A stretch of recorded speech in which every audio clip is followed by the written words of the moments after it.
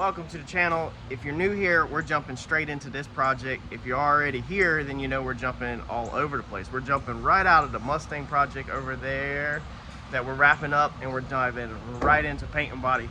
So this is a 69 Camaro. We're gonna do a complete all over this whole entire thing, and I'm gonna walk you through it. Basically, this is a project that the gentleman I'm working with, he is putting it together for somebody else. So it was already somewhere else, and it didn't get done in a timely manner, which is pretty common. A lot of times shops will take it in, take your money, take a deposit, lay some primer on it, and then you're pretty much stuck. It's in now paint shop jail, and it's gonna sit there, and then when you get it, it's a nightmare for the next shop because we don't know where the dents are, we don't know the previous damage, we don't know nothing besides what the owner or the guy that I'm working with told me. So fortunately, I do have a gentleman helping me that is handling it, that knows pretty much the history on the car, but we're gonna walk you through this whole entire paint job. So if you've purchased a car from somebody who's in this condition and maybe they've already put primer on it, then I'm gonna walk you through how we do it, what steps we take, a bunch of explaining, and what we're looking for. This is gonna be a middle of the road job. Let me make that perfectly clear right now. So this is not a $10,000, $15,000, $20,000 Barrett Jackson job. This is not a $1,200, $1,500 scuff and spray. This is the middle of the road. So this is gonna fall normally between about 1,500 bucks and 10,000. I'm not gonna lock in or even put you close to what the people are paying. That's their business. But what you pay a shop should be probably between 15 and 10,000 for a middle of the road job like we're about to turn out. That's gonna depend on the shop. So let's walk around the car and show you what we got. All right, so I did put Eddie on this yesterday. So me and Dad were working on that. Ed pretty much caught up on our flip cars. We do own a dealership where we buy and resell salvage. So we didn't have anything to put together at the moment. We sent a couple out of here, and Ed needed to do something. Ed needs something to do. So some of this fresh sanding that you see is us, or our work from yesterday, Ed's work.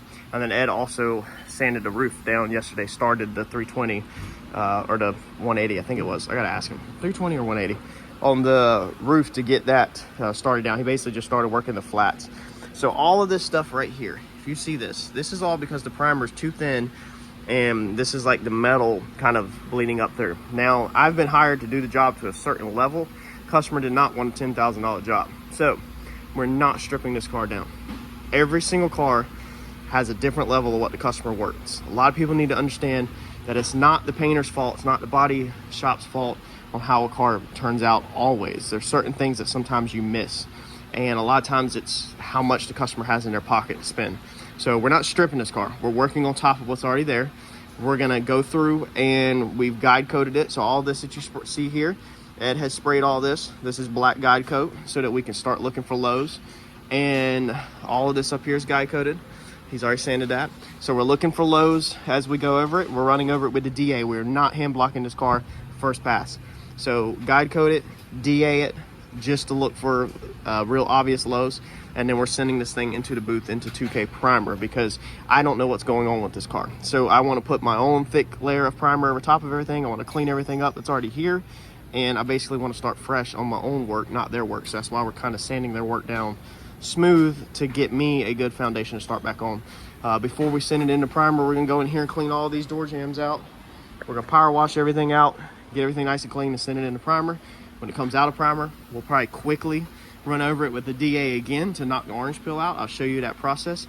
But then we're gonna back off the DA and start hand blocking, but we're gonna use short sponge blocks. So we're not long blocking this car. This is not a $10,000 job. You need to understand that. I'm gonna say it 100 times so nobody gets confused that this is not a $10,000 job. We don't long block this whole entire car for the price that the customer's paying, but we will hand block it with short blocks. And that will ensure that we don't get the DA curves all in it that, you know, it's known to put into the primer, and that it looks pretty freaking straight. We're also not wet sanding and buffing this car afterwards.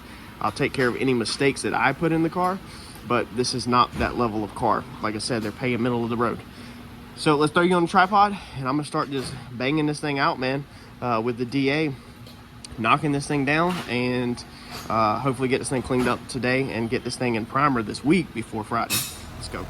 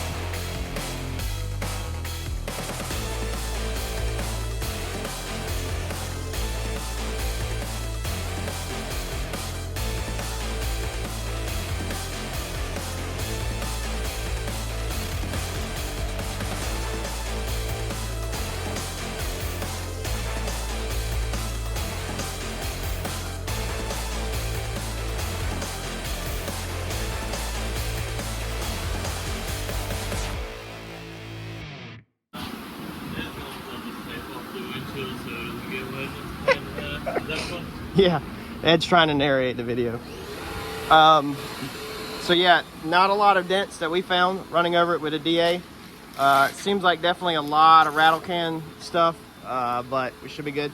So an important step or important piece of information I'm gonna go over in future is when you're doing something like this, all the cut through metal, for anybody's commenting, you need to use a DTC, a direct, or a DTM, a direct to metal primer.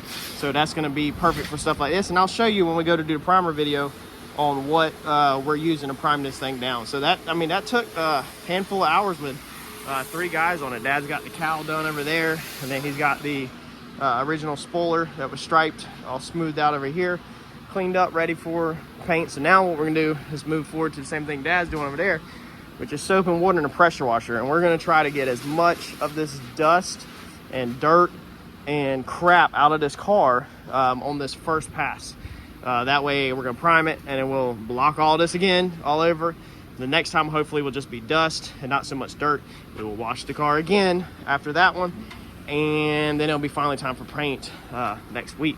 So yeah, overall not bad. Found some body filler over here. As you can see, somebody got the good old-fashioned junk in a can from the parts store, and it had cracked, so I had to fix an area there.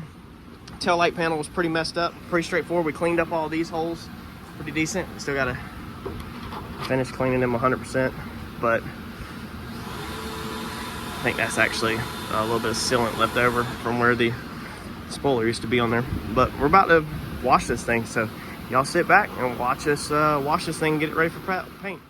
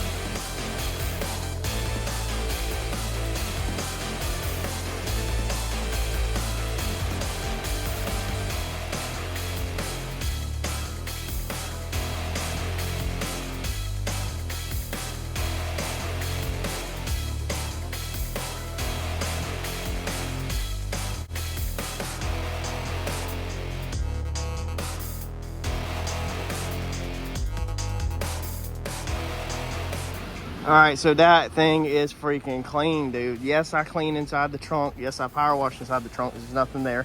We go back and we hand dry it all out, as you can see. We're also about to put fans in here to make sure we get all moisture and dust and just blow this thing out.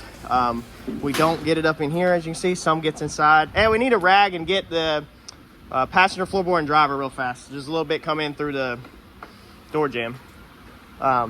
So we don't mess in here in case there's all this wiring and electronics and stuff. But anywhere that there's not, I get all inside here, the speaker deck, because it goes down and runs back. I don't want any dust. I want to give the customer, whoever has the job that I'm working for, the best possible job and the cleanest job. And that's what I always set out to do. So I clean inside the doors because we will be painting all inside the door with the door on. So I always power wash inside the door, especially if it's a manual regulator like this. There's no power, nothing to mess up or anything. This car's stripped. We flush out all of this. We flush out really good around the windshield channels. We Scotch Brite and clean all the edges of the panels. We don't get underneath there. As you can see, that's all still dirty and disgusting. If it's my car, I would have blasted everything like a flood car, but not a customer car. Yeah, dude, like that's literally how we do it. I like my stuff clean. I know a lot of people just blow it down and wipe it, and y'all have lost your freaking mind sitting there blowing cars down with air blowers and wiping them down with by hand and trying to clean them. Like, dude, I'm not down with that. If I'm gonna paint something, it's gonna be nice and clean and ready to take paint. I'm not painting on top of dirty crap. So we're gonna finish drying this thing out. Like I said, shoot some fans through here to get the moisture out. The next time we wash the car, it won't be as wet like in the trunk and everything. It'll just be what runs in there, and we'll dry it out again, and then it'll sit for 24 hours, and then we'll be finally ready for paint.